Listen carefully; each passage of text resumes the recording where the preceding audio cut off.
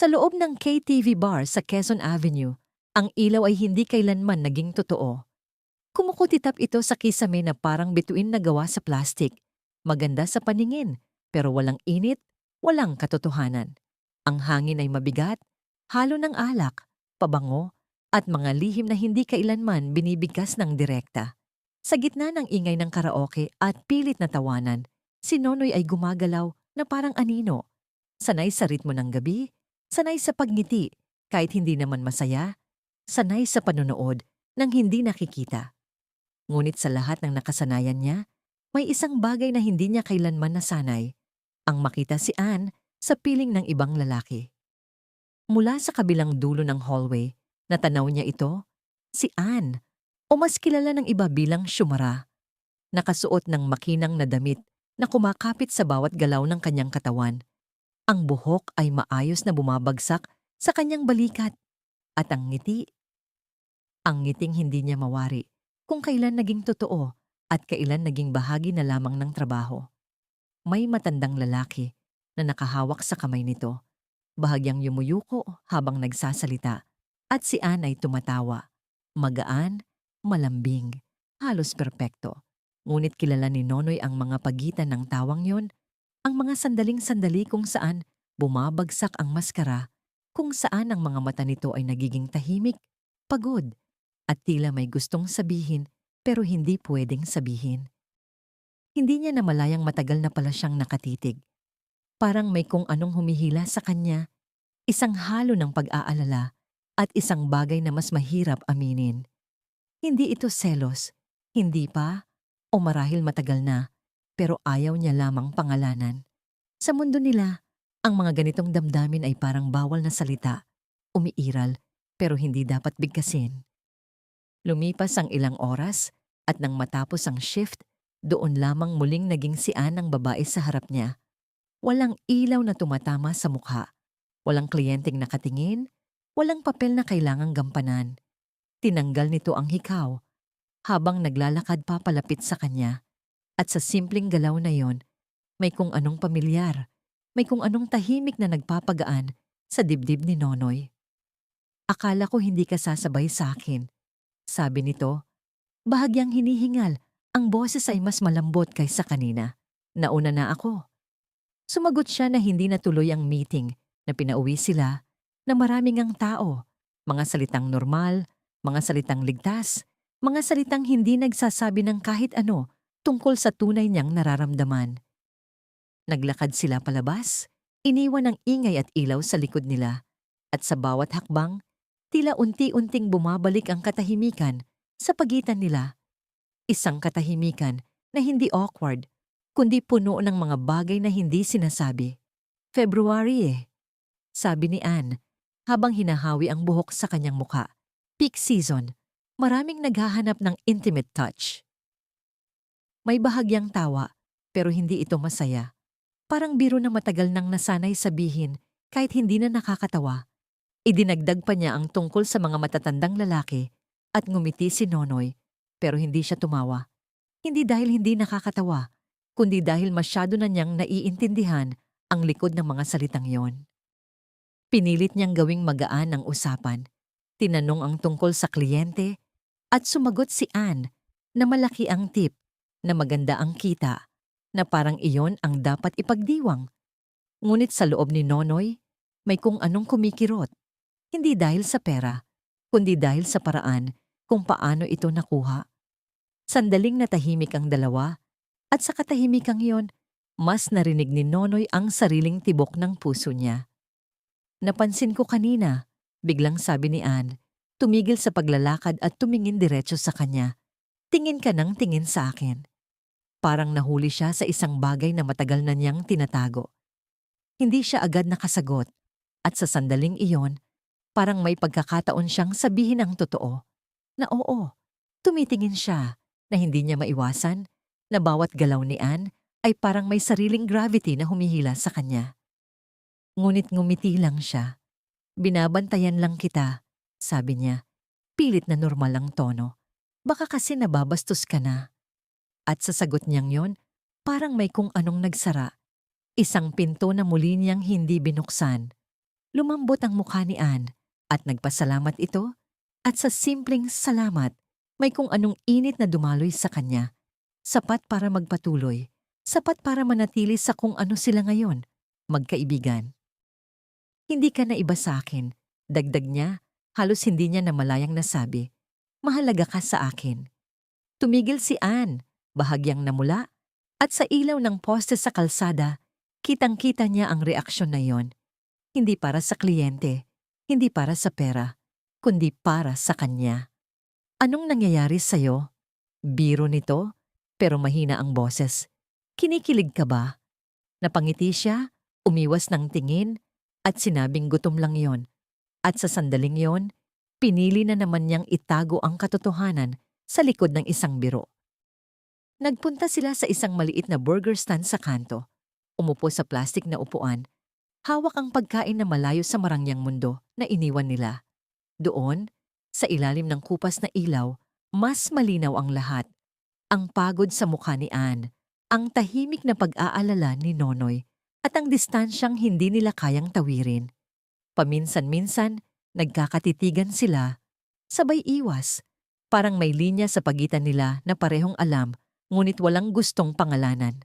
Sa loob ng isip ni Nonoy, may tanong na paulit-ulit. Hanggang kailan siya magiging ganito? Hanggang kailan siya mananatili sa gilid ng buhay ni Anne? Nanonood, naghihintay, umaasang may magbabago.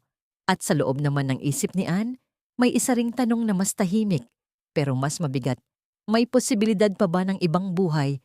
Isang buhay na hindi kailangang magsuot ng maskara gabi-gabi. Isang buhay kung saan ang mangngiti niya ay hindi kailangang ibenta. Ngunit sa gabing yon, walang sagot ang kahit sino sa kanila. Tanging ang malamig na hangin, ang mahinang ilaw, at ang dalawang pusong natutong maghintay nang hindi umaasa ang naiwan sa pagitan nila. May mga gabi na kahit tapos na ang trabaho, hindi pa rin natatapos ang bigat sa dibdib. Para kay Anne, ang pag-uwi ay hindi pahinga. Isa lamang itong panibagong yugto kung saan mas malinaw niyang naririnig ang sarili niyang pagod. Sa maliit na inuupahang kwarto na pinaghahatian nila ni Ate Bing, ang ilaw ay mas maliwanag kaysa sa KTV, ngunit mas lantad din ang katotohanan. Walang musika, walang halakhakan, tanging katahimikan na parang salamin na pilit ipinapakita ang lahat ng gusto niyang takasan. Umupo siya sa gilid ng kama, dahan-dahang hinuhubad ang sapatos, at sa bawat galaw ay parang may bahagi ng sarili niyang unti-unting bumibigay. Sa harap ng maliit na salamin, nakita niya ang sarili, ang makeup na bahagyang kumalat, ang mga matang may bakas ng pagod, at ang ngiting hindi na niya kayang ibalik kahit pilitin pa niya. Anne, halika nga rito. Tawag ni Ate Bing mula sa sala. Ang boses ay matalim, ngunit may halong pag-aalala na hindi niya agad mapangalanan. Lumapit si Anne. Hawak pa rin ang sarili niyang mga braso na parang pinipigilan ng lamig na hindi naman galing sa hangin. Tinitigan siya ni Ate Bing mula ulo hanggang paa. Parang sinusuri kung may nagbago, kung may nangyaring hindi niya kontrolado. Boyfriend mo ba si Nonoy? Tanong nito ng direkta. Walang paligoy-ligoy. Parang kutsilyong biglang tumama sa gitna ng katahimikan. Hindi. Mabilis na sagot ni Anne, pero may bahagyang pag-aalinlangan sa tono niya. Magkaibigan lang kami. Ngunit kahit siya, hindi niya sigurado kung gaano katotoo ang salitang yon. May mga bagay na hindi kayang ipaliwanag ng isang simpleng label, at ang nararamdaman niya kapag kasama si Nonoy ay isa na doon. Isang uri ng ginhawa na hindi niya nararamdaman kahit gaano kalaki ang tip na natatanggap niya mula sa mga kliyente. Iba kasi yung closeness niyo, dagdag ni Ate Bing, hindi pa rin inaalis ang tingin sa kanya. Para bang may gusto ka sa kanya. Napalunok si Anne, umiwas ng tingin, at sa sandaling iyon, parang nahuli siya sa isang bagay na matagal na niyang tinatago kahit sa sarili niya. Kung ano man ang nararamdaman mo, itigil mo na. Patuloy ni Ate Bing, mas seryoso na ang boses. Makakasagabal yan sa trabaho mo. Tumahimik si Anne, ngunit sa loob niya, may kung anong kumikirot. Isang pagtutol na hindi niya agad masabi. Anong masama kung magmahal ako? Tanong niya sa wakas, mahina ngunit matatag. Parang isang maliit na apoy na pilit lumalaban sa hangin. Ngunit agad itong pinatay ng realidad na ibinalik ni Ate Bing, na para bang sanay na itong gawin. Ipinaliwanag nito ang pera, ang marangyang buhay, ang mga bagay na hindi kayang ibigay ng isang simpleng lalaki tulad ni Nonoy. Kapag nag-asawa ka't nagkaanak, ano ka na lang? Mawawala lahat yan, sabi nito, at sa bawat salita ay parang may bigat na bumabagsak sa balikat ni Anne. Napayuko si Anne, ngunit hindi dahil sumasang-ayon siya, kundi dahil pagod na siyang makipagtalo sa isang mundo na tila may sariling batas. Isang mundo kung saan ang kagandahan ay puhunan at ang damdamin ay kahinaan. Gusto ko nang tumigil, bigla niyang nasabi. At sa sandaling iyon, kahit siya ay nagulat sa sariling tapang, tahimik ang paligid, parang naghintay ng susunod na sasabihin, ngunit ang katahimikan ay agad naputol ng isang tawa. Hindi masaya, kundi puno ng pagdududa. Titigil ka, ulit ni Ate Bing, parang hindi makapaniwala. Anong gagawin mo? Kasambahay? Tindera? Street sweeper? Ang bawat tanong ay parang sampal, hindi dahil sa insulto, kundi dahil sa katotohanang alam ni Anne na posible. Ngunit sa kabila nito, may isang bagay na hindi niya kayang bitawan, ang pagnanais na maging totoo, kahit minsan lang. Mas marangal yon, sagot niya. Mas mahina na ngayon, pero buo pa rin ang loob. Hindi tulad nito. Kumikita nga ako, gabi-gabi naman akong nababastos. Sa unang pagkakataon, hindi niya tinago ang sakit sa likod ng kanyang trabaho. Hindi niya tinawanan. Hindi niya ginawang biro. At sa sandaling iyon, parang bumigat ang hangin sa pagitan nila. Ngunit hindi iyon sapat para baguhin ang mundo na ginagalawan nila. Tingnan natin kung kakayanin mo, sagot ni Ate Bing. Malamig ang boses. Parang nagsasara ng usapan. Dahil ang buhay na meron ka ngayon, yan ang nagbigay sa'yo ng lahat. At sa huling salitang yon, parang may pintong muling nagsara. Isang pintong pilit binubuksan ni Anne, ngunit paulit-ulit na isinasara ng realidad. Kinagabihan, habang nakahiga siya sa kama, nakatitig sa kisame na walang ilaw, kundi ang mahinang liwanag mula sa labas, bumalik sa kanya ang mga salita ni Nonoy. Ang simpleng mahalaga ka sa akin, na parang walang bigat noong una, ngunit ngayon ay paulit-ulit na umiikot sa isip niya. Bakit iba ang dating kapag si Nonoy ang nagsabi? Bakit sa gitna ng lahat ng lalaking handang gumastos para sa kanya, siya pa rin ang hinahanap ng isip niya? Pinikit niya ang mga mata, ngunit imbis na makatulog, mas naging malinaw ang mga tanong. Sa kabilang banda, si Nonoy ay naglalakad pa uwi. Ang mga kamay ay nakapasok sa bulsa. Ang ulo ay bahagyang nakayuko habang pinapakinggan ang sarili niyang hakbang sa madilim na kalsada. Sanay siya sa ganitong lakad, mag-isa, tahimik, puno ng iniisip. Ngunit ngayong gabi, mas mabigat ang bawat hakbang, hindi dahil sa pagod, kundi dahil sa isang katotohanang unti-unti niyang tinatanggap na maaring hindi kailanman maging kanya si Anne. Huminto siya saglit sa gilid ng kalsada, tumingin sa malayong ilaw ng lungsod, at sa unang pagkakataon, hinayaan niyang umusbong ang isang tanong na matagal na niyang tinatakasan. Paano kung hindi sapat ang pagmamahal niya? Paano kung kahit gaano niya ito alagaan, kahit gaano niya ito bantayan, hindi pa rin siya ang pipiliin? At sa tanong na yon, walang sagot. Tanging ang malamig na hangin na dumaan sa kanya, parang paalala na may mga bagay na hindi kayang baguhin ng kahit gaano kalalim na damdamin. Sa gabing iyon, dalawang tao ang hindi makatulog. Isa dahil gustong kumawala at isa dahil handang manatili. Ngunit pareho silang nakatali sa isang mundong hindi pa handang magbigay ng pangalawang pagkakataon. May mga pintuan na kapag nabuksan mo, hindi ka na basta-basta makakabalik sa dati mong mundo.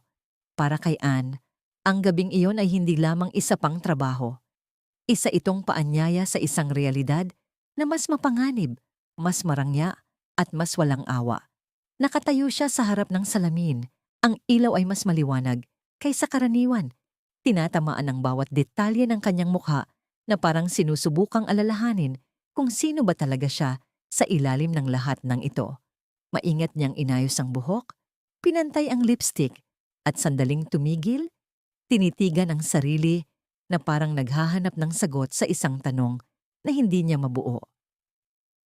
Sa likod niya, si Ate Bing ay nakasandal sa pinto, nakangiti. Isang ngiti na may halong paghanga at pagkalkula.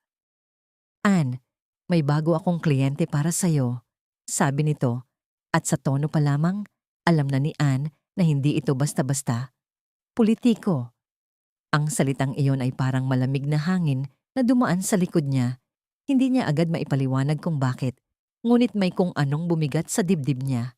Hindi siya bago sa mga mayayamang lalaki, ngunit ang politika ay ibang klase ng mundo. Isang mundong hindi lamang pera ang umiikot, kundi kapangyarihan, impluwensya at mga lihim na kayang magwasak ng buhay. Sino? Tanong niya. Pilit na kalmado ang boses, kahit sa loob niya ay unti-unting tumataas ang kaba. Si Ronaldo Betancourt, sagot ni Ate Bing, halos may pagmamalaki. Dating gobernador, lolo ng kasalukuyang governor. Saglit na natahimik si Ann, parang may biglang nagdikit na mga piraso ng impormasyon sa isip niya. Kilala niya ang pangalan, hindi man personal, ngunit bilang isang anino na palaging nasa likod ng mga balita, mga usap-usapan, at mga kapangyarihang hindi nakikita pero nararamdaman. Malaki ang kikitain mo, dagdag ni Ate Bing, at sa simpleng pangakong iyon, parang unti-unting nawala ang alinlangan ni Ann. Hindi dahil sa kasakiman, kundi dahil iyon ang mundo na kinalakihan niya. Isang mundo kung saan ang bawat desisyon ay may katumbas na presyo at kadalasan ang presyo ay mas mahal kaysa sa inaakala mo. Sige, sagot niya sa wakas, kahit may bahagyang pag-aalinlangan sa dulo ng kanyang salita. Gagawin ko. At sa sandaling iyon, hindi niya alam na ang simpleng desisyong iyon ang magtutulak sa kanya sa isang kwento na hindi na niya kayang kontrolin. Nang dumating ang sasakyan, agad niyang naramdaman ang pagbabago sa hangin. Hindi ito tulad ng ibang kliyente. Walang ingay, walang halakhakan, kundi isang uri ng tahimik na kapangyarihan na parang hindi kailangang ipakita dahil alam na ng lahat na naroon ito. Sumakay siya, kasama si Ate Bing, at habang unti-unting umaandar ang kotse, napatingin siya sa labas, sa mga ilaw ng lungsod na parang unti-unting lumalayo, parang nagpapaalam sa kanya sa isang buhay na hindi na niya sigurado kung babalikan pa niya. Sa loob ng sasakyan, unang nagsalita ang lalaking tinawag nilang congressman, si Alfred, ang apo ng dating gobernador. May ngiti ito, magaan ang kilos, ngunit may kung anong matalim sa paraan ng pagtingin. Parang laging may iniisip na mas malalim kaysa sa ipinapakita. Shumara, sabi nito, binibigkas ang pangalan na parang sinusubukan tikman. Very unique. Bahagyang nangumiti si Ann, sanay na sa ganitong reaksyon, ngunit sa pagkakataong iyon, parang may kakaibang bigat ang bawat salita.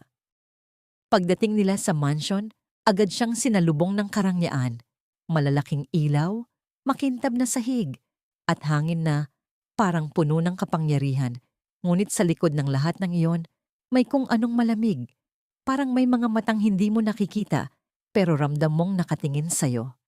At doon niya unang nakita si Ronaldo, isang lalaking may edad, ngunit ang presensya ay hindi kumukupas. Ang mga mata nito ay matalim, parang kayang basahin ang bawat galaw niya, bawat iniisip niya. Masaya ka bang kasama ako? Tanong nito habang nakangiti. Ang boses ay malambing, ngunit may halong pagmamay-ari. Ngumiti si Ann, ginampanan ang papel na matagal na niyang kabisado. Of course, sagot niya, malaming, eksakto sa inaasahan. Ngunit sa loob niya, may maliit na bahagi na nananatiling tahimik, nanonood, hindi sumasali. Habang tumatagal ang gabi, unti-unti niyang naririnig ang usapan, hindi na lamang tungkol sa kanya, kundi tungkol sa politika, sa pamilya, sa kapangyarihan. Doon niya narinig ang pangalan na magpapabago sa lahat, si Ruel, ang kasalukuyang gobernador, ang apo na tila hindi kinikilala ng sarili niyang lolo. Ang tono ng usapan ay nagbago, naging mas mabigat, mas personal. Hindi na ito simpleng usapan ng pamilya, kundi isang digmaan na tinatakpan lamang ng mga salita. Hindi siya magpaparaya, sabi ni Ronaldo. Ang boses ay puno ng galit na pilit kinokontrol. Kahit ano pang gawin natin. At sa sandaling yon, naramdaman ni Anne na hindi siya basta-bastang naroon bilang aliw. May mas malalim na dahilan kung bakit siya dinala sa mundong yon. Tahimik siyang nakinig kahit hindi niya dapat ginagawa. Sa bawat salitang naririnig niya, parang may pinto na unti-unting nagbubukas. Isang pinto na naglalantad ng katotohanan na ang mundong ito ay hindi lamang tungkol sa pera, kundi tungkol sa kontrol, sa paghihiganti at sa mga ugnayang kayang sirain ng ambisyon. Pagbalik niya sa bahay, hindi agad siya nakatulog. Nakahiga siya, nakatitig sa kisame, habang paulit-ulit na bumabalik sa isip niya ang mga nangyari. Ang mansion, ang mga salita, ang galit sa boses ni Ronaldo. At sa gitna ng lahat ng iyon, may isang tanong na unti-unting lumilitaw. Bakit siya? Sa kabilang banda, si Nonoy ay nasa parehong lugar kung saan siya madalas mag-isip. Sa labas ng bar, nakaupo, hawak ang isang baso ng murang inumin. Tinitingnan ang mga taong dumadaan na parang walang pakialam sa mundo. Kanina pa niya hinihintay si Anne, ngunit hindi ito dumating. Hindi ito tulad ng dati. May kung anong nagbago at kahit wala siyang konkretong ebidensya, ramdam niya iyon sa paraan ng hangin, sa katahimikan ng gabi. Huminga siya ng malalim, pilit pinipigilan ng sarili na mag-isip ng kung ano-ano. Ngunit hindi niya mapigilan ang isang tanong na paulit-ulit na bumabalik, may lugar pa ba siya sa buhay ni Anne? O unti-unti na siyang napapalitan ng isang mundong hindi niya kayang pasukin? Sa gabing iyon, pareho silang nasa magkaibang mundo.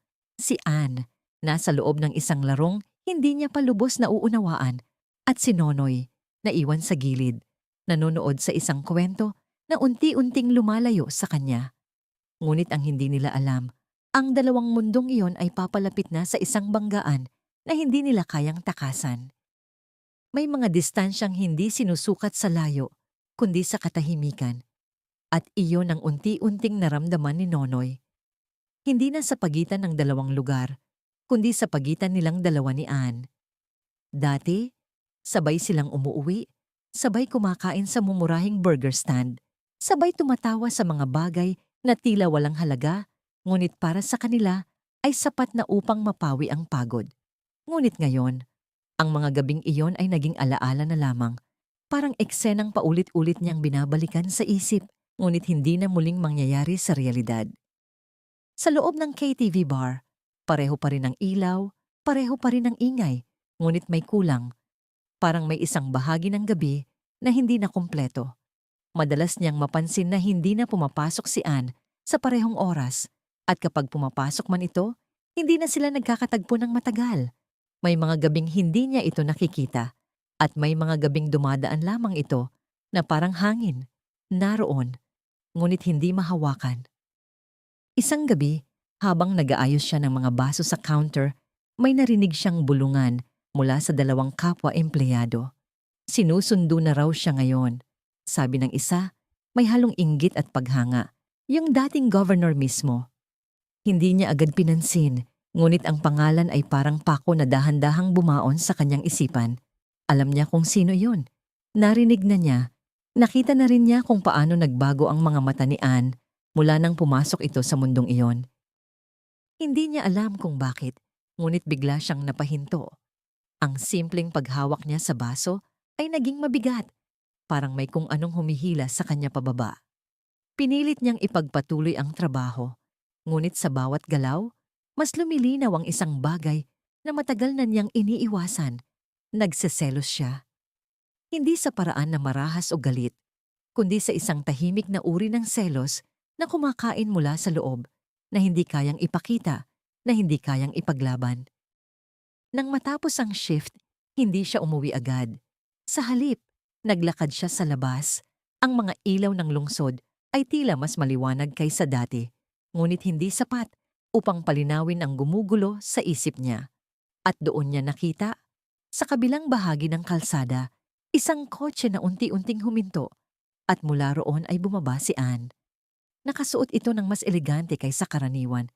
Ang kilos ay mas maingat, mas kontrolado. Sumunod ang isang lalaking may presensya na hindi kailangang ipakita. Alam mong siya ang may kapangyarihan. Hindi lumapit si Nonoy. Nanatili siya sa dilim. Parang isang manunood sa isang eksenang hindi niya dapat pakialaman. Pinanood niya kung paano ngumiti si Anne, kung paano ito sumabay sa lalaki, kung paano ito tila naging bahagi ng mundong iyon. Isang mundong hindi niya kayang pasukin.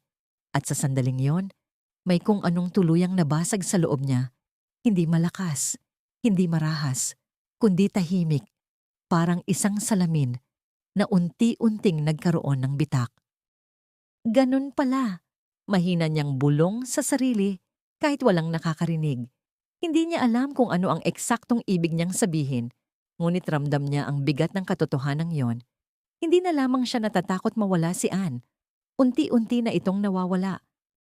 Ilang araw ang lumipas bago sila muling nagkita ng maayos. Sa isang pagkakataon na tila aksidente, nakita niya si Anne sa labas ng bar, nakatayo mag-isa.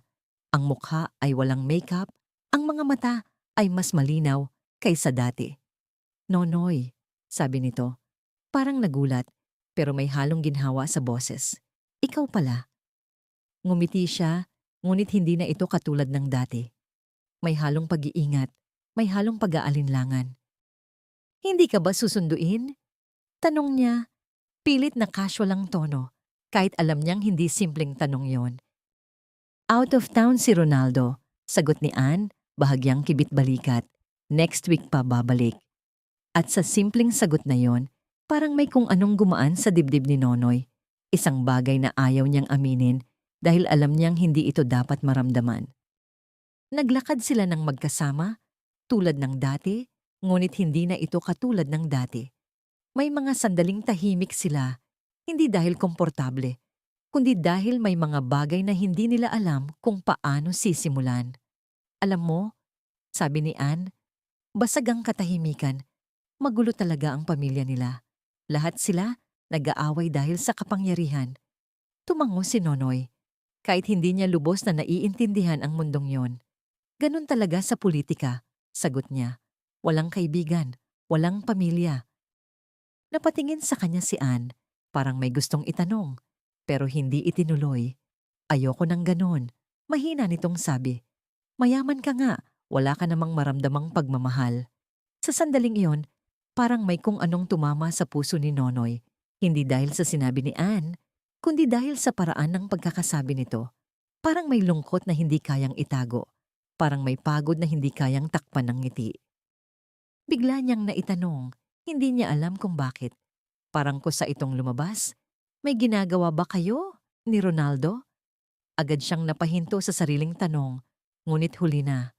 Tumingin sa kanya si Anne, bahagyang ngumiti. Parang naiintindihan ang nasa likod ng tanong.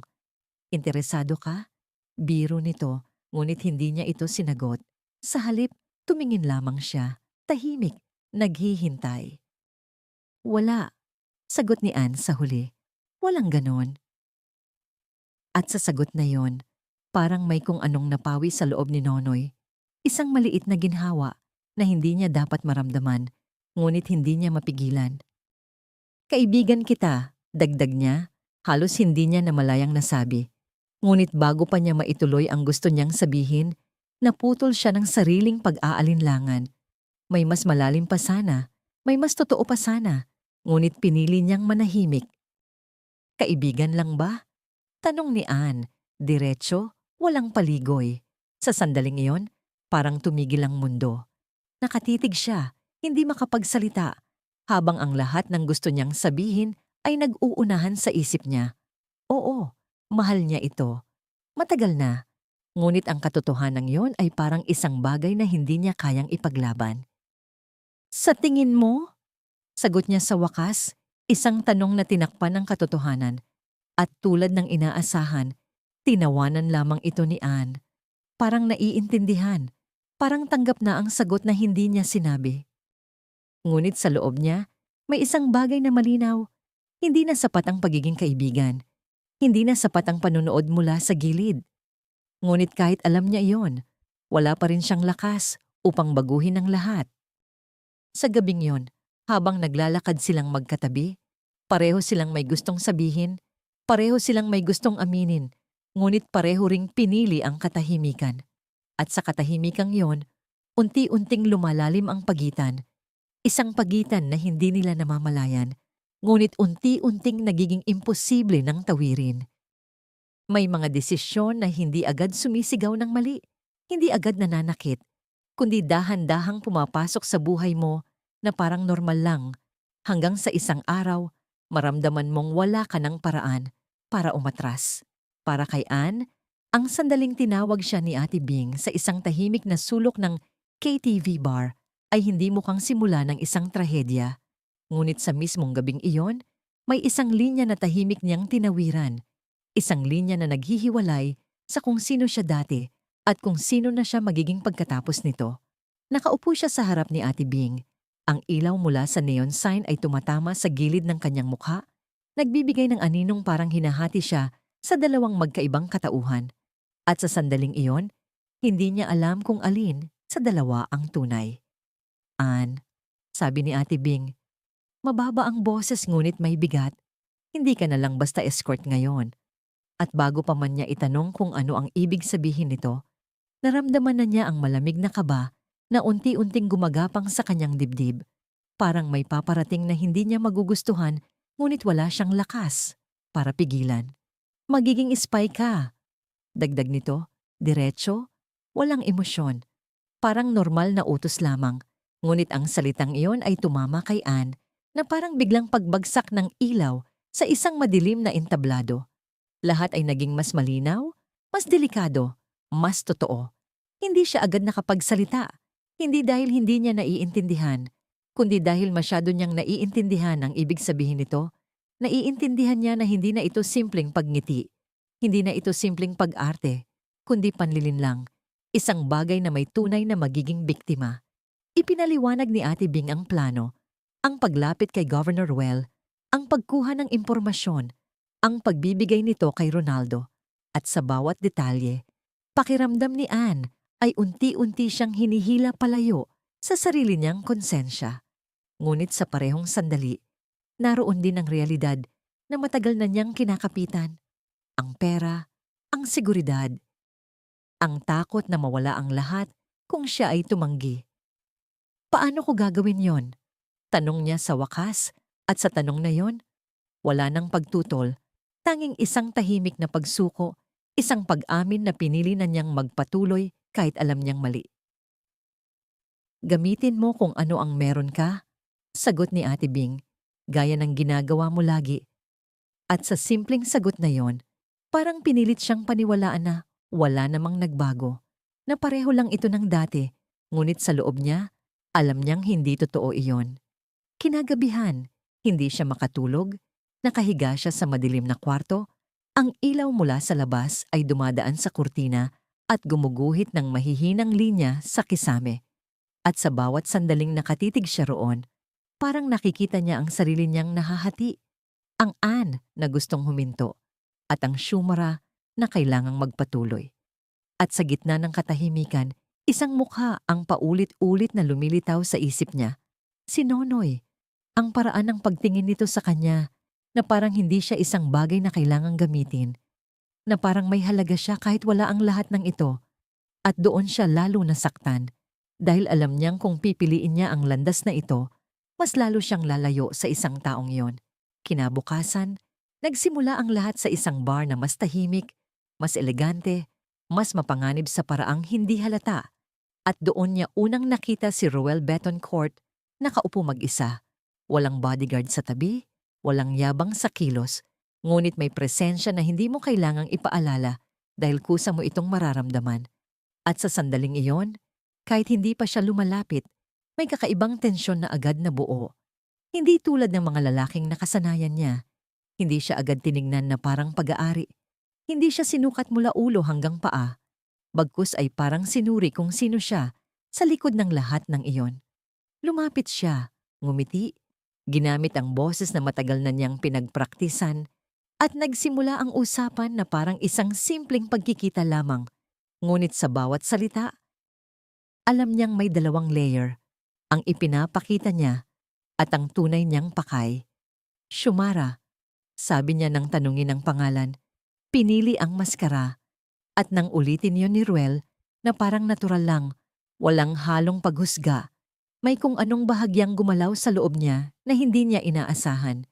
Nag-usap sila ng magaan tungkol sa mga simpleng bagay at sa bawat sagot ni Ruel, napansin niyang walang pilit, walang laro, walang pakitang tao na sanay na siyang makita sa mga lalaking may pera at kapangyarihan.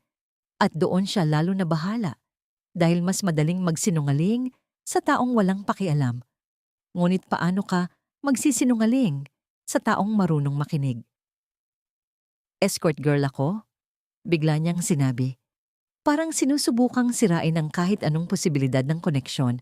Ngunit sa halip na umatras si Ruel, ngumiti lamang ito at tumango. Parang sinasabi na hindi iyon mahalaga. At sa simpleng reaksyon na yon, may kung anong pader sa loob niya, ang bahagyang nag-crack. Ngunit kasabay ng crack na yon, may guilt na agad sumunod. Dahil sa sandaling iyon, nagsimula na siyang makaramdam ng isang bagay na hindi dapat, isang uri ng pagiging komportable, isang uri ng koneksyon na hindi bahagi ng plano. At habang tumatagal ang gabi, mas lumalalim iyon, mas nagiging totoo, at mas nagiging mapanganib. Sa kabilang banda, si Nonoy ay walang alam sa lahat ng ito. Nakaupo sa labas ng bar kung saan siya sanay maghintay. Hawak ang isang baso na hindi niya halos iniinom. Nakatingin sa mga ilaw na kumikislap sa kalsada at sa bawat ilaw na dumadaan. Parang may tanong na hindi niya masagot. Nasaan na si Ann? Bakit hindi na siya bumabalik tulad ng dati?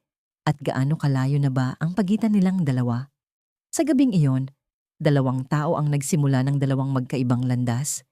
Isa papasok sa isang larong puno ng kasinungalingan at isa na iwan sa gilid. Hindi alam na unti-unti nang nawawala ang babaeng matagal na niyang minamahal at sa pagitan nila, may isang kwento na nagsisimula pa lamang. Ngunit ang wakas ay nakasulat na sa mga desisyong ginawa nila ngayong gabi. Hindi agad napapansin ang pagbabago kapag dahan-dahan itong dumarating, parang ulan na nagsisimula sa iilang patak bago tuluyang bumuhos.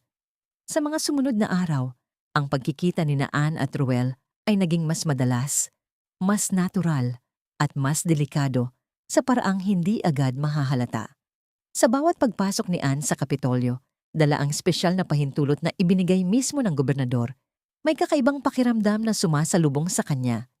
Hindi na ito ang mundo ng KTV na puno ng ingay at ilaw, kundi isang lugar na tahimik ngunit mabigat, kung saan bawat kilos ay may kahulugan at bawat salita ay maaaring magbago ng takbo ng mga bagay.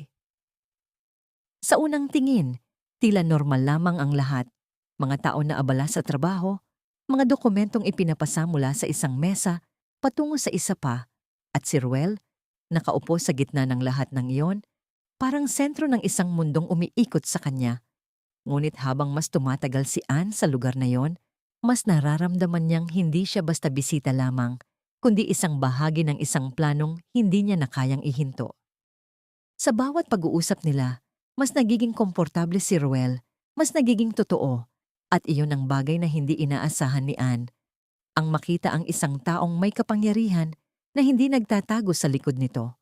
Minsan, habang nakaupo sila sa loob ng opisina, ang ilaw mula sa bintana ay tumatama sa gilid ng mukha ni Ruel, nagbibigay ng isang tahimik na anyo na malayo sa imahe ng isang politiko na sanay siyang marinig.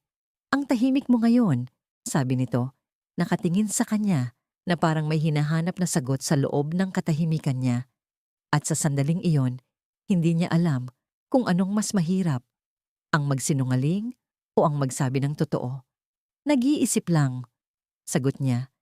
Pilit na pinananatiling magaan ang tono, ngunit sa loob niya, ang mga iniisip ay hindi basta-basta. Mga tanong tungkol sa sarili, tungkol sa ginagawa niya, tungkol sa kung hanggang saan siya handang pumunta para sa isang bagay na alam niyang mali.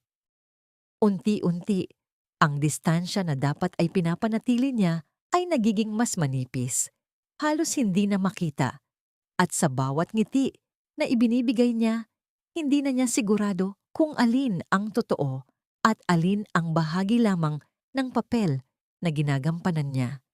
Napansin niya kung paano siya pinapakinggan ni Ruel, hindi bilang isang escort, hindi bilang isang aliw, kundi bilang isang tao na may sariling iniisip at nararamdaman. At iyon ang bagay na hindi niya inaasahan, ang bagay na hindi niya pinaghandaan. Sa isang gabi, habang magkasama sila sa isang tahimik na restaurant, malayo sa ingay ng lungsod, naramdaman niya ang kakaibang bigat ng katahimikan na hindi awkward, kundi puno ng mga bagay na hindi pa nasasabi. Masaya ka ba sa ginagawa mo? Biglang tanong ni Ruel, diretsyo, walang halong paghusga. At sa tanong na yon, parang may kung anong bumukas sa loob niya na matagal na niyang isinasara. Hindi siya agad nakasagot. Hindi dahil wala siyang sagot, kundi dahil masyado itong totoo para sabihin ng basta-basta. Happy na rin, sagot niya sa huli. Isang sagot na kalahating totoo, kalahating pagtatanggol sa sarili, ngunit sapat upang hindi na magtanong pa si Ruel. Ngunit sa loob niya, alam niyang hindi iyon ang buong katotohanan at iyon ang bagay na unti-unting kumakain sa kanya habang mas lalo siyang lumalapit sa lalaking hindi niya dapat lapitan. Sa kabilang banda, si Nonoy ay unti-unting natutong manahimik. Hindi na siya nagtatanong kung nasaan si Ann, hindi na siya naghihintay sa parehong lugar, ngunit hindi rin siya tuluyang umaalis. Sa bawat gabi na dumadaan, natututunan niyang tanggapin ang kawalan bilang bahagi ng kanyang araw, ngunit hindi niya kayang tanggapin ang sakit na kasabay nito. Minsan, habang nakatayo siya sa labas ng bar, nakita niya si Ann na dumaan sakay ng kotse ni Ruel. Ang ilaw mula sa loob ay bahagyang tumama sa mukha nito. At sa sandaling iyon, malinaw niyang nakita ang isang bagay na hindi niya pa nakita dati. Ang saya, isang uri ng saya na hindi niya kailanman naibigay. Hindi siya gumalaw, hindi siya tumawag. Nanatili lamang siya sa dilim. Pinapanood ang kotse na unti-unting nawawala. At sa bawat segundo, parang may bahagi ng sarili niya na sumasabay sa paglayo nito. Sa loob ng kotse, si Ann ay nakatingin sa bintana. Ang mga ilaw ng lungsod ay nagiging guhit na parang mabilis na alaala. At sa tabi niya, si Ruel ay tahimik, parang may iniisip. Ngunit ang presensya nito ay sapat upang maramdaman niya ang isang uri ng kapayapaan na matagal na niyang hindi nararamdaman. Ngunit sa ilalim ng kapayapaang yon, may isang katotohanan na patuloy na kumakatok sa isip niya, na ang lahat ng ito ay nagsimula sa kasinungalingan. At kahit gaano pa ito maging totoo sa pakiramdam, hindi niya mabubura ang dahilan kung bakit siya naroon sa unang lugar. Sa sandaling iyon, napagtanto niya na ang pinakamapanganib sa lahat ay hindi ang plano ni Ronaldo, kundi ang sarili niyang puso na unti-unting kumakawala sa kontrol niya. Sa paglipas ng mga araw, ang mga hangganan ay tuluyang naglaho at sa bawat sandali na magkasama sila, mas lalong lumalalim ang koneksyon na hindi niya dapat hinahayaan. At habang ang mundo sa paligid nila ay patuloy na umiikot sa kapangyarihan at ambisyon, sa pagitan nilang dalawa ay may isang bagay na tahimik na lumalaki. Isang bagay na walang lugar sa plano, walang lugar sa katotohanan, ngunit naroon pa rin, matatag, at unti-unting nagiging dahilan ng lahat ng darating na sakit. Sa puntong hindi mo na alam kung kailan ka nagsimulang mawala ng kontrol, doon kadalasang nagsisimula ang tunay na pagbagsak. Para kay Ann, hindi niya namalayang ang bawat pagpasok niya sa Kapitolyo ay hindi na lamang tungkol sa trabaho o impormasyon, kundi tungkol na sa pag-asang makita si Ruel, makarinig ng boses nito, at maramdaman ang presensya nitong unti-unting naging pamilyar sa kanya. Ang unang layunin ay nananatili sa gilid ng kanyang isip, ngunit sa bawat araw na lumilipas, ang mga dahilan kung bakit siya naroon ay mas nagiging malabo, habang ang dahilan kung bakit gusto niyang manatili ay mas nagiging malinaw. Si Ruel naman ay hindi rin naiiba. Sa gitna ng mga pulong, mga dokumento, at mga politikong patuloy na humihila sa kanya sa iba't ibang direksyon, si Ann ang nagiging tanging sandaling may katahimikan. Hindi niya ito sinasabi ng direkta, ngunit sa mga simpleng tingin, sa mga sandaling pinipili niyang tumigil sa gitna ng trabaho para lamang kausapin ito. Ramdam na ni Anne na may nagbago. Parang masyado kang seryoso ngayon. Minsan ay biro ni Ruel habang nakatingin sa kanya. At sa simpleng komentong yon, napapansin ni Anne kung paano ito marunong tumingin sa kanya na parang hindi siya isang papel sa isang laro, kundi isang tao na may sariling bigat. Ganun talaga kapag maraming iniisip ang gobernador, sagot niya. Pilit na pinananatiling magaan, ngunit sa loob niya, ang bawat salitang lumalabas ay parang may dalang double meaning. Alam niyang hindi niya dapat hinahayaan na maging personal ang lahat. Ngunit sa bawat sandali na magkasama sila, mas mahirap nang ibalik ang distansyang dati ay natural lamang. Isang gabi, pagkatapos ng mahabang araw sa Kapitolyo, niyaya siya ni Ruel sa isang simpleng hapunan sa labas ng opisina. Walang engrandeng lugar, walang mga taong nakatingin, walang mga mata ng publiko. Isang bagay na bihira para sa isang taong tulad niya. Sa loob ng restaurant, ang ilaw ay mainit at tahimik.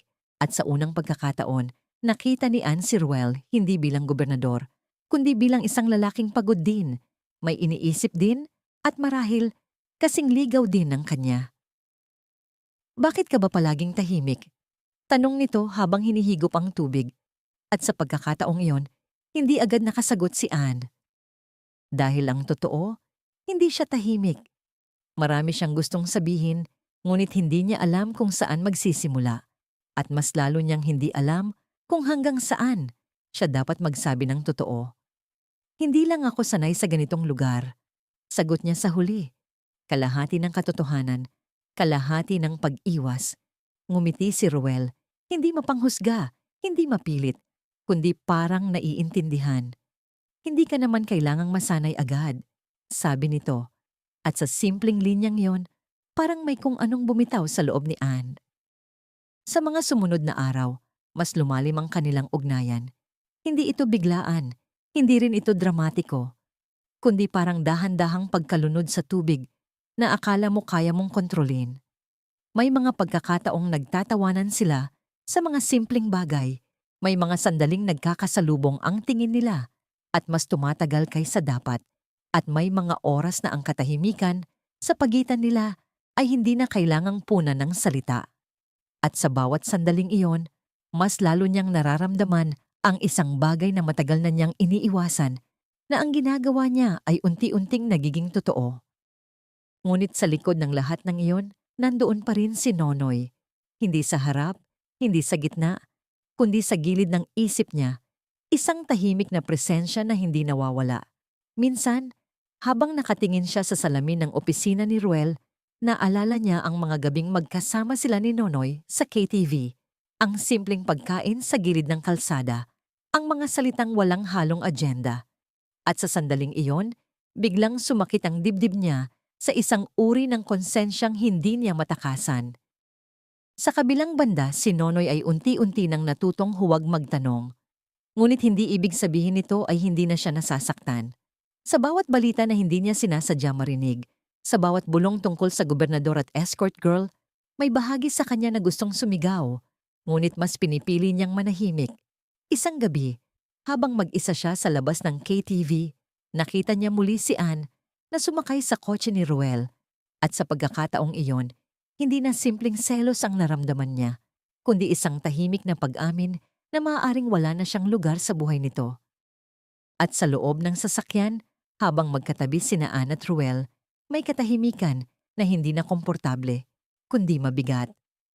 Masaya ka ba? Biglang tanong ni Ruel. At sa tanong na yon, napatingin si Anne sa kanya ng mas matagal kaysa dati. Hindi siya agad nakasagot. Dahil sa totoo lang, hindi niya alam kung ang nararamdaman niya ay saya, takot, o isang bagay na hindi pa niya kayang pangalanan. Ngunit sa huli, ngumiti siya, isang ngiting hindi na niya sigurado kung totoo pa. Siguro, mahina niyang sagot. At sa sandaling iyon, parehong alam nila na may nagbabago na, isang bagay na hindi na nila kayang pigilan, kahit alam nilang may masisira sa dulo. Hindi lahat ng katotohanan ay biglang sumisigaw kapag lumalabas. May mga katotohanang dahan-dahang sumisilip sa pagitan ng mga kasinungalingan, hanggang sa hindi mo na alam kung alin ang una mong pinaniwalaan. para kay Anne. Nagsimula ang lahat sa maliliit na bagay. Mga bulong sa opisina, mga tinging may ibang ibig sabihin, at mga sandaling bigla na lang tumitigil si Ruel sa gitna ng usapan. Parang may iniisip na hindi niya sinasabi. Sa simula, binaliwala niya ito dahil mas madaling maniwala sa kung ano ang nararamdaman kaysa sa kung ano ang dapat niyang gawin. Ngunit habang tumatagal, mas lumalakas ang pakiramdam na may mali. Hindi sa kanila, kundi sa lahat ng nakapaligid sa kanila. Isang gabi, matapos ang isang mahabang araw sa Kapitolyo, hindi na nakatiis si Anne. Ang katahimikan ng opisina ay tila mas mabigat kaysa dati, at si Ruel, na kanina patahimik, ay parang may iniisip na matagal na niyang hindi maabot. "May problema ba?" tanong niya. Maingat, parang ayaw sirain ang anumang tensyon na naroon. Sandaling tumigil si Ruel, nakatingin sa mga papeles sa mesa. Bago dahan-dahang sumagot, "May mga bagay lang na hindi ko inaasahang lalabas ngayon." Ang tono nito ay hindi galit, hindi takot, kundi isang uri ng pagod na mas malalim kaysa karaniwan. Hindi na kailangang sabihin pa. Sa isang sandali, parang may mga piraso ng impormasyon na biglang nagkonekta sa isip ni Anne. Ang mga usap-usapan sa KTV, ang mga bulungan tungkol sa politika, ang pangalan ni Ronaldo na palaging nasa likod ng lahat ng galaw. At sa unang pagkakataon, naramdaman niya ang tunay na bigat ng ginagawa niya. Ruel. Nagsimula siya, ngunit hindi niya alam kung paano itutuloy. Paano mo sasabihin sa taong unti-unti mong minamahal na ang bawat hakbang mo palapit sa kanya ay may kasamang kasinungalingan? Ngunit bago pa man siya makapagsalita ng buo, tumunog ang telepono ni Ruel. Saglit itong sinagot at sa kabilang linya may boses na malamig, pamilyar at puno ng bigat. Si Alfred. Ang usapan ay maikli, ngunit sapat upang magbago ang hangin sa loob ng silid. Pagkababa ng telepono, tumingin si Ruel kay Anne nang mas matagal kaysa dati. "May alam na sila," sabi nito. Mahinahon ngunit mabigat. At sa sandaling iyon, alam ni Anne na hindi na ito simpleng usapan ng relasyon, kundi isang bagay na mas malaki. Isang bagay na matagal na niyang kinakatakutan. Sa loob ng isip niya, nagsimulang maghalo ang lahat. Ang plano, si Ronaldo, ang papel niya bilang spy, at si Ruel, ang taong unti-unti niyang hindi na kayang tingnan bilang target lamang. "Hindi ko na alam kung ano pa ang totoo," mahina niyang sabi, halos pabulong. Hindi para kay Ruel, kundi para sa sarili niya. At sa unang pagkakataon, hindi siya sinagot agad. Sa halip, lumapit si Ruel, hindi bilang gobernador, kundi bilang isang taong pagod na rin sa mga larong hindi niya kontrolado. "Kung may kailangan kang aminin, ngayon na," sabi nito. Diretso, walang galit, ngunit may bigat na hindi niya kayang iwasan. At doon siya gumuho. Hindi biglaan, hindi dramatiko, kundi parang unti-unting pagbagsak ng pader na matagal na niyang pinipigilan. Inamin niya ang lahat. Ang simula, ang utos ni Ronaldo, ang papel niya, ang mga impormasyon na unti-unti niyang ibinigay. Habang nagsasalita siya, hindi niya kayang tumingin kay Ruel. Pakiramdam niya bawat salita ay may kasamang sugat na siya mismo ang gumagawa. At sa huling sandali ng kanyang pag-amin, tumahimik ang buong silid. Hindi agad nagsalita si Ruel. Ilang segundo na parang walang hangin, walang galaw, walang mundo. At sa katahimikang yon, mas masakit pa kaysa sigaw ang naging reaksyon nito. "So lahat pala," mahina nitong sabi, "lahat ng ito, hindi totoo?" Ang boses nito ay hindi galit, kundi isang uri ng sakit na hindi niya inaasahang makita. "Hindi," mabilis na sagot ni Anne, nanginginig ang boses. "Totoo lahat ng nararamdaman ko, pero hindi ko alam kung kailan ito nagsimula o kung kailan ako dapat huminto." Sa sandaling iyon, tumingin si Ruel sa kanya at sa unang pagkakataon, wala na ang katiyakan sa mga mata nito. "Pinaniwalaan kita," sabi nito, halos pabulong. "Ikaw ang pinili ko." At sa salitang iyon, mas masakit pa ang bigat kaysa anumang parusa. Lumabas si Anne ng opisina ng gabing yon na parang ibang tao. Ang mundo sa labas ay pareho pa rin. Mga ilaw, mga sasakyan, mga taong abala sa sariling buhay. Ngunit sa kanya, parang may nawala na hindi na maibabalik. Hindi niya alam kung saan siya pupunta. Ngunit alam niya na kahit saan siya huminto, may isang bagay na magbabago na magpakailanman. Sa kabilang banda, si Nonoy ay nakaupo sa parehong lugar kung saan siya palaging nag-aabang. Ngunit sa pagkakataong yon, alam niyang hindi na ito paghihintay, kundi unti-unting pagtanggap. Nakita niya ang kotseng pamilyar, ang ilaw sa loob, at si Anne na nakaupo sa loob, hindi tumitingin sa kanya. At sa sandaling yon, hindi siya tumawag, hindi siya gumalaw. Dahil minsan, ang pinakamahirap na pagmamahal ay hindi ang paglaban, kundi ang pagbitaw, habang nakatingin pa rin. Sa gabing iyon, dalawang tao ang nasaktan sa magkaibang paraan. Isa dahil nagsabi ng totoo, at isa dahil natutong makinig sa katotohanang matagal nang umiikot sa kanyang harapan.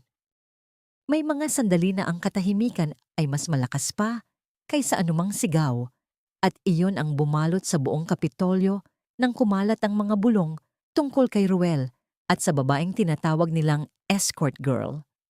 Hindi ito agad sumabog sa isang malaking balita, kundi nagsimula sa maliliit na piraso, mga usap-usapan sa hallway, mga sulyap ng mga empleyado, mga titig na hindi na maikubli ang paghuhusga. Para kay Anne, ang bawat hakbang niya sa loob ng gusali ay parang paglalakad sa manipis na salamin na anumang oras ay maaring mabasag. Hindi na siya ang simpleng babae na pumapasok para sa trabaho. Siya na ngayon ang sentro ng isang kwento na hindi niya kailanman gustong maging bahagi. Si Ruel naman ay tahimik, ngunit ang katahimikan nito ay hindi kapayapaan, kundi paghahanda. Mas kaunti na ang ngiti, mas mabigat ang bawat salita, at mas madalas ang mga pulong na sarado ang pinto. Sa bawat pagdaan ni Anne sa kanyang opisina, ramdam niya ang pagbabago. Hindi dahil hindi na siya kinakausap, kundi dahil ang mga tingin nito ay mas maingat, mas malayo. Parang sinusubukang ilagay ang distansya na matagal na nilang nilabag. Hindi mo kailangang pumasok dito kung hindi mo kaya. Minsan ay sabi ni Ruel, malamig, ngunit hindi galit. At sa sandaling iyon, alam ni Anne na hindi na ito tungkol sa relasyon nila, kundi tungkol sa pinsalang unti-unting lumalaki sa paligid nila. Sa labas, hindi na kontrolado ang kwento. Lumalabas ang mga headline, may mga pangalan na binabanggit, may mga larawan na hindi dapat lumabas. At ang imahe ni Ruel bilang gobernador ay unti-unting kinakaladkad pababa ng isang relasyon na naging sentro ng intriga. Sa gitna ng lahat ng iyon, si Anne ang naging target. Hindi bilang tao, kundi bilang simbolo ng kahihiyan, ng iskandalo, ng isang bagay na madaling itapon kapag hindi na kailangan. Isang gabi, pinatawag siya ni Ruel, hindi sa opisina, kundi sa isang lugar na mas tahimik, malayo sa mata ng publiko. Nang dumating siya, nakita niya agad na may mali, hindi sa paligid, kundi sa kanya. Nakatayo si Ruel sa harap ng bintana, nakatalikod, ang mga ilaw ng lungsod ay sumasalamin sa kanya na parang isang taong nasa pagitan ng liwanag at dilim. Nasa balita na tayo? Sabi nito nang hindi siya nililingon. Walang emosyon, walang dramatiko, kundi isang simpleng katotohanan na hindi na maiiwasan. Alam ko, sagot ni Anne, mababa ang boses. Sa sandaling iyon, wala na siyang pagtatago. Wala na rin siyang lakas para magpaliwanag. Ang lahat ng ginawa niya, ang pagsisinungaling, ang paglapit, ang pag-ibig na hindi dapat umusbong, ay nasa harap na nila ngayon, hubad at walang takas. Hindi ito pwedeng magpatuloy, sabi ni Ruel, at sa unang pagkakataon, lumingon ito sa kanya. Ang mga mata nito ay pagod, hindi galit, kundi isang uri ng pagod na mas masakit pa sa anumang sigaw. Hindi lang tayo ang naapektuhan. Sa sandaling iyon, parang may humigpit sa dibdib ni Anne. Alam niya na darating ang ganitong usapan, pero hindi niya inakala na ganito kasakit kapag narinig na. Alam ko, mahina niyang sagot, halos pabulong. Pero hindi ko rin alam kung paano itigil ang nararamdaman ko. Saglit na katahimikan. Ang hangin sa pagitan nila ay mabigat. Parang may mga salitang nakabitin na hindi na kayang bitawan. At sa unang pagkakataon, si Ruel ay hindi agad sumagot. Sa halip, huminga ito ng malalim. Parang may kinakalaban sa loob ng sarili. Hindi ko na pwedeng piliin ang sarili ko lang. Sabi nito sa wakas, may responsibilidad ako. At doon niya naramdaman ang tunay na pagbagsak, hindi ng iskandalo, kundi ng posibilidad. Hindi na ito tungkol sa kung ano ang nararamdaman nila, kundi kung ano ang kailangan nilang isakripisyo. Lumabas si Anne sa gabing yon na walang sigurado. Ang mundo sa paligid niya ay parang pareho pa rin. May ilaw, may ingay, may buhay. Pero para sa kanya, parang unti-unting nawawala ang lahat ng kulay. Sa isip niya, paulit-ulit ang mga alaala ni Ruel, hindi bilang gobernador, kundi bilang lalaking minsang tumingin sa kanya na parang may halaga siya. At iyon ang mas masakit. Hindi ang pagkawala ng relasyon, kundi ang pagkawala ng sandaling naniwala siyang totoo ito. Sa kabilang banda, si Nonoy ay naroon pa rin sa gilid ng parehong kalsada, tahimik na nagmamasid sa mundong unti-unting kumakalat ang pangalan ni Anne sa mga balita. Hindi niya kailangang magtanong para malaman ang bahagi ng katotohanan. Sa bawat headline, sa bawat bulong, unti-unti niyang tinatanggap ang isang bagay na matagal na niyang iniiwasan, na maaaring hindi na siya ang taong lalapitan pa ni Anne kapag gumuho ang lahat. At sa gabing iyon, habang parehong mag-isa sa magkaibang mundo, parehong may isang tanong na hindi nila masagot. Kapag ang pag-ibig ay nasira ng katotohanan, may natitira pa ba talagang matatawag na pag-ibig? Hindi lahat ng pagbitaw ay ginagawa ng may sigaw o luha. Minsan, ginagawa ito sa katahimikan na parang unti-unting pagpatay sa sarili mong damdamin. Sa mga sumunod na araw, hindi na nakita pa si Anne sa Kapitolyo sa parehong paraan. Hindi na siya tumitingin ng diretso sa mga mata ng mga tao, hindi na siya lumalakad na parang may patutunguhan, at sa bawat hakbang niya sa loob ng gusali, parang may bitbit siyang bigat na hindi na niya kayang itago. Si Ruel naman ay naging mas malamig sa harap ng publiko, mas kontrolado, mas malayo. Parang isang taong piniling ilibing ang sarili niyang emosyon sa ilalim ng tungkulin. Sa likod ng lahat ng ito, alam nilang dalawa na hindi na sila ang parehong taong nagkakilala noon at ang pinakamahirap tanggapin ay hindi ang pagbabago, kundi ang katotohanang sila mismo ang dahilan nito. Isang hapon, pinatawag si Anne sa isang lugar na hindi na opisina, hindi na opisyal na espasyo, kundi isang tahimik na silid kung saan wala ng mata ng publiko, ngunit mas mabigat ang hangin. Naroon si Ruel, nakaupo, tahimik, nakatingin sa mesa, na parang doon niya sinusubukang hanapin ang tamang salita. Sa unang pagkakataon, hindi siya nagmukhang gobernador, kundi isang lalaking pagod na sa lahat ng bagay na kailangang panindigan. May desisyon na ako, sabi niya, hindi agad tumitingin kay Anne. Sa sandaling iyon, alam na ni Anne kung ano ang susunod na mangyayari, ngunit pinilit pa rin niyang manatili. Pinilit niyang pakinggan, kahit alam niyang masasaktan siya. Hindi na natin pwedeng ituloy ito, dagdag ni Ruel. Mas mababa ang boses kaysa dati. Parang bawat salita ay mabigat na bitbit. Hindi lang ako ang nakataya dito. Pati ang buong probinsya, pati ang pamilya ko. Tahimik si Anne. Sa loob niya, may bahagi na gustong sumigaw, gustong tumutol, gustong ipaalala sa kanya na minsan, pinili niya rin ito. Na minsan, siya rin ang unang lumapit. Ngunit wala siyang sinabi dahil alam niya na sa ganitong mundo, hindi lahat ng nararamdaman ay sapat para ipaglaban. Alam ko, sagot niya sa wakas, mahina, halos pabulong. Ngunit sa likod ng dalawang salitang yon, naroon ang lahat. Ang pag-amin, ang sakit, at ang unti-unting pagbitaw na matagal na niyang nararamdaman kahit ayaw niyang tanggapin. Sa pagkakataong yon, tumingin si Ruel sa kanya. Matagal. Parang sinusubukang kabisaduhin ang mukha niya. Parang sinusubukang itago ang isang bagay na alam niyang hindi na niya pwedeng hawakan. Ngunit imbis na magsalita pa, tumayo siya. At iyon ang naging pinakamasakit na bahagi. Hindi ang salita, kundi ang kilos na unti-unting naglalayo sa kanila. Lumabas si Anne nang hindi na lumilingon. Sa labas, ang hangin ay malamig, ngunit hindi sapat para magising siya mula sa pakiramdam na parang may bahagi ng sarili niya ang naiwan sa loob ng silid na yon. Habang naglalakad siya palayo, hindi niya alam kung saan siya pupunta, pero alam niyang wala na siyang babalikan. Sa kabilang banda, si Nonoy ay nasa parehong lugar kung saan siya palaging naroon, sa gilid, sa katahimikan, sa panunood ng mga bagay na unti-unting nawawala sa kanya. Ngunit sa gabing iyon, iba ang bigat. Dahil nakita niya si Anne, mag-isa, naglalakad sa kalsada na parang may hinahanap na hindi na niya mahahanap. Sa unang pagkakataon, hindi siya agad lumapit.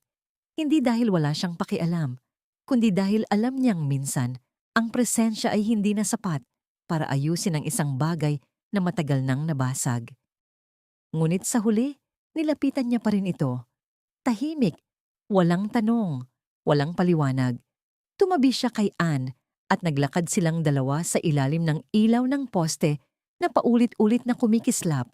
Ilang minuto silang walang imik at sa katahimikang iyon, parang unti-unting bumabalik ang isang bagay na matagal nang nawala. Hindi ang relasyon, kundi ang pagkakaunawaan na hindi kailangang ipaliwanag. Wala na. Mahina na sabi ni Anne, halos hindi marinig. Hindi niya tinukoy kung ano, pero pareho nilang alam. Hindi sumagot si Nonoy agad. Tumingin lang siya sa harap, huminga ng mabigat. At sa unang pagkakataon sa mahabang panahon, hindi siya nakaramdam ng galit, kundi ng pagod at tanggap. Saan ka pupunta? Tanong niya sa huli. Hindi dahil kailangan niya ng sagot, kundi dahil gusto niyang marinig na may direksyon pa si Anne. Hindi sumagot agad si Anne. Tumingin siya sa malayo, sa mga ilaw ng lungsod na parang unti-unting lumalabo. Hindi ko alam, sagot niya sa wakas. At sa sandaling yon, hindi na kailangan ng kahit anong salita pa. Dahil minsan, ang pinakamasakit na bahagi ng pagkawala ay hindi ang pag-alis ng isang tao, kundi ang pag-amin na kahit bumalik sila, hindi na sila pareho. Sa mga sumunod na araw, unti-unting nawala si Anne sa mundo na matagal niyang ginampanan. Umalis siya sa KTV, iniwan ang mga pangalan, ang papel, ang mga larong hindi na niya gustong balikan. At sa gitna ng lahat ng pagkawala, isang bagay ang nanatili. Si Nonoy, tahimik, hindi mapilit, ngunit naroon. Hindi nila alam kung saan sila patungo, ngunit sa unang pagkakataon, wala nang kasinungalingan sa pagitan nila. At marahil, doon nagsisimula ang isang bagay na hindi perpekto, ngunit totoo. May mga pagtatapos na hindi mo agad napapansin bilang pagtatapos. Para kay Anne, ang pag-alis sa mundo ng KTV at sa mga anino ng kapangyarihan ay hindi isang biglaang pagputol, kundi isang mabagal na paghinga ng isang taong matagal nang hindi makahinga ng tama. Sa mga unang araw na wala na siya sa sistemang matagal niyang ginagalawan, tila ba may katahimikan na dapat sana'y ginhawa, ngunit sa halip ay mas malalim na tanong ang sumalubong sa kanya. Sino siya kapag wala na ang mga papel na ginampanan niya? Sa maliit na silid na inuupahan niya ngayon, mas tahimik ang paligid, walang musika, walang ingay ng mga taong bumibili ng sandali ng aliw. Ngunit ang katahimikang ito ay hindi pa kapayapaan, kundi pagharap sa sarili niyang mga sugat. Sa mga unang gabi, hindi siya makatulog. Paulit-ulit sa isip niya ang mukha ni Ruel sa huling pag-uusap nila. Hindi galit, hindi desperado, kundi pagod na tanggapin ang isang bagay na pareho nilang alam na darating. At kasabay nito, ang alaala ni Nonoy, ang tahimik na presensya nito, ang mga sandaling hindi nito kailanman sinubukang kontrolin siya, ngunit palaging nandyan sa gilid, parang isang aninong hindi humihingi ng kapalit. Sa unang pagkakataon, hindi niya naisip kung sino ang nawala sa kanya, kundi kung sino ang nanatili kahit wala siyang maibigay. Isang umaga, habang nakatayo siya sa harap ng bintana, tinitingnan ang mga ordinaryong tao na nagmamadali sa kanilang buhay. Naramdaman niya ang bigat ng isang simpleng katotohanan. Matagal na niyang hindi kilala ang sarili niya sa labas ng mga desisyong ginawa para sa kanya ng iba. Ang pagiging syumara ay naging maskara, sandata at kulungan ng sabay. Ngunit ngayon, wala na iyon. At sa unang pagkakataon, kailangan niyang harapin ang tanong na matagal niyang iniwasan. Ano ang natitira kapag tinanggal ang lahat ng maskara? Sa kabilang banda, si Nonoy ay hindi rin agad bumalik sa dati niyang katahimikan. Sa bawat araw na dumaraan, may mga sandaling inaasahan pa rin niyang makikita si Ann sa kanto, sa likod ng ilaw o sa mga pamilyar na lugar na dati nilang pinupuntahan. Ngunit sa paglipas ng panahon, natututunan niyang ang pagkawala ay hindi palaging may kasamang paliwanag. Minsan, kailangan mo na lang tanggapin na may mga taong dumadaan sa buhay mo hindi para manatili, kundi para ipakita sa'yo kung gaano mo kayang magmahal kahit walang garantiya ng kapalit. Isang gabi, habang naglalakad siya sa parehong kalsada kung saan madalas silang magkasabay noon, napahinto siya sa harap ng burger stand. Tahimik ang paligid, halos walang tao, at sa sandaling iyon, parang bumalik ang lahat ng alaala. Ang tawa ni Ann, ang simpleng usapan nila, ang mga gabing akala niya ay walang katapusan. Umupo siya sa parehong upuan na dati nilang pinagsasaluhan, ngunit ngayon, mag-isa na siya. At sa katahimikang iyon, hindi na ito sakit ng pagkawala, kundi isang uri ng pag-unawa na ang ilang tao ay hindi mo talaga pag-aari, kahit kailan. Lumipas pa ang mga araw at si Ann ay nagsimulang magtrabaho sa isang maliit na kafe. Hindi na siya si Shumara, hindi na siya bahagi ng mga larong may kasamang kapangyarihan at kasinungalingan. Ngayon, siya ay isang ordinaryong babae na natututong nang ngumiti ng walang maskara. Mahirap sa simula, ang simpleng pagbati sa customer, ang pagtanggap ng maliit na sahod, ang hindi na pagiging sentro ng atensyon. Ngunit sa bawat araw, unti-unti niyang nararamdaman ang isang bagay na matagal na niyang hindi naranasan, katahimikan na hindi mabigat, kundi totoo. Isang hapon, habang inaayos niya ang mga tasa sa kafe, pumasok si Nonoy. Hindi ito dramatic, hindi ito eksena na may musika o slow motion. Simpleng pagpasok lamang ng isang taong matagal mo nang kilala, ngunit ngayon ay parang muli mong nakikita sa unang pagkakataon. Nagkatinginan sila. Walang biglaang emosyon, walang dramatikong pagbuhos ng damdamin. Tahimik lang. Ngunit sa katahimikang iyon, naroon ang lahat ng hindi nila nasabi noon. Okay ka na ba? Tanong ni Nonoy. Simple, diretso, walang ibang kahulugan, kundi ang tunay na pag-aalala. Saglit na tumingin si Ann, at sa unang pagkakataon, ngumiti siya ng hindi pilit, hindi pangtakas, kundi totoo. Hindi pa perpekto, sagot niya, pero sinusubukan ko. At sa sandaling iyon, hindi nila kailangang bumalik sa nakaraan. Hindi nila kailangang ayusin ang lahat ng nasira. Dahil minsan, ang paghilom ay hindi tungkol sa pagbabalik sa dati, kundi sa pag-amin na hindi na kailanman babalik ang dati at okay lang yon. Sa labas ng kafe, ang mundo ay patuloy na umiikot, tulad ng dati. Ngunit para sa kanila, may isang bagay na nagbago. Hindi na sila mga taong naliligaw sa kasinungalingan, kundi mga taong unti-unting natutong harapin ang katotohanan, kahit masakit, kahit mabagal, kahit hindi perpekto. May mga kwento na hindi nagtatapos sa isang perpektong sandali, kundi sa tahimik na pag-amin na natututunan mong mabuhay, kahit wala na ang dating sumisira sa'yo at sabay ring bumubuo sa'yo. Para kay Ann, ang mga sumunod na buwan ay hindi naging biglaan o dramatiko.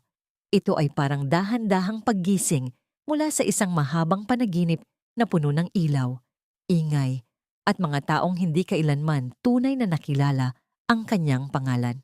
Sa kafe kung saan siya nagtrabaho ngayon, ang buhay ay simple, mga umagang puno ng amoy ng kape, mga customer na hindi humihingi ng maskara kundi ng serbisyo, at mga araw na hindi na kailangang magpanggap na may kontrol sa lahat ng bagay. Sa unang pagkakataon, natututunan niyang ang pagiging ordinaryo ay hindi kabiguan, kundi isang uri ng kalayaan na hindi niya alam noon na hinahanap pala niya. Minsan, sa mga tahimik na oras sa trabaho, Napapatingin siya sa bintana at naaalala ang mga gabing hindi niya na maibabalik. Ang ilaw ng KTV, ang mga kliyenteng may dalang pera at kapangyarihan, at ang sarili niyang bersyon na kayang ngumiti kahit unti-unti na siyang nauubos. Ngunit ngayon, kapag bumabalik ang mga alaala na yon, hindi na ito masakit tulad ng dati. Parang sugat na hindi na dumudugo, pero may peklat pa rin bilang paalala na minsan nasaktan siya at nakaligtas siya. Si Nonoy naman ay nanatili sa tabi ng buhay na hindi kailanman naging marangya, ngunit naging totoo. Hindi niya kailanman sinubukang maging bayani. Hindi rin niya sinubukang kalimutan ang lahat ng nangyari.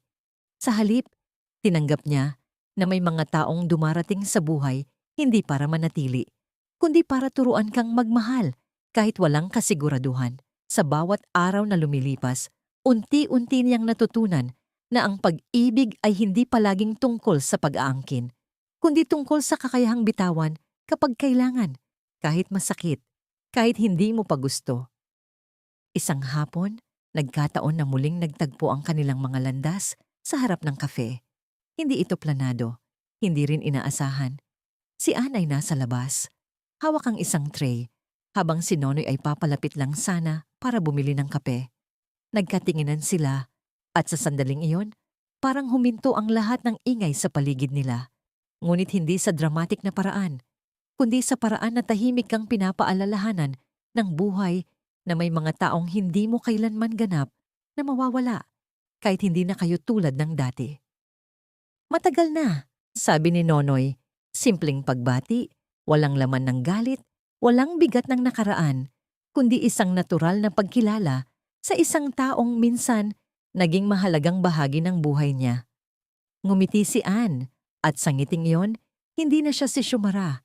Hindi na siya babae ng mga ilaw at kasinungalingan, kundi isang taong natutong humarap sa sarili niyang pangalan. Oo, sagot niya. Matagal na. May katahimikang sumunod, ngunit hindi ito awkward. Sa halip, ito ay parang pahinga. Isang sandaling hindi na kailangang ayusin ang lahat ng nasira. Tumingin si Nonoy sa loob ng kafe, pagkatapos ay muli sa kanya. Masaya ka ba? Tanong niya, hindi bilang dating pag-ibig, kundi bilang isang taong tunay na nagmamalasakit. Saglit na tumigil si Ann. Sa tanong na yon, dumaan sa isip niya ang lahat, ang KTV, si Ronaldo, si Ruel, ang mga kasinungalingan, ang sakit, at ang pagbagsak. At pagkatapos, ang tahimik na buhay na meron siya ngayon, hindi perpekto, hindi marangya, pero kanya. Ngumiti siya, hindi malaki, hindi pilit, kundi sapat. Hindi palaging sagot niya sa wakas, pero payapa. Tumango si Nonoy, parang yun lang ang kailangan niyang marinig. Walang pagpilit, walang pagbabalik, walang what if. Dahil minsan, ang tunay na pag-ibig ay hindi ang pagbalik sa nakaraan, kundi ang pagrespeto sa kung anong natira pagkatapos ng lahat. At sa sandaling iyon, naghiwalay sila ng landas, hindi bilang mga taong nag-iwanan ng sugat, kundi bilang dalawang taong natutong mabuhay sa mga sugat na yon. Si Ann ay bumalik sa loob ng kafe, dala ang tray, dala ang kanyang bagong buhay, dala ang tahimik na katotohanan na hindi lahat ng kwento ay kailangang magkaroon ng parehong wakas na inaasahan mo. Si Nonoy naman ay naglakad palayo, hindi mabigat ang dibdib, kundi mas malinaw ang paghinga kaysa dati. Sa lungsod na patuloy na gumagalaw, may mga kwentong nagtatapos ng walang ingay, walang palakpakan, walang drama, kundi simpleng katahimikan ng mga taong natutong magmahal, masaktan, bitawan, at mabuhay muli. At doon, sa katahimikang yon, natapos ang lahat.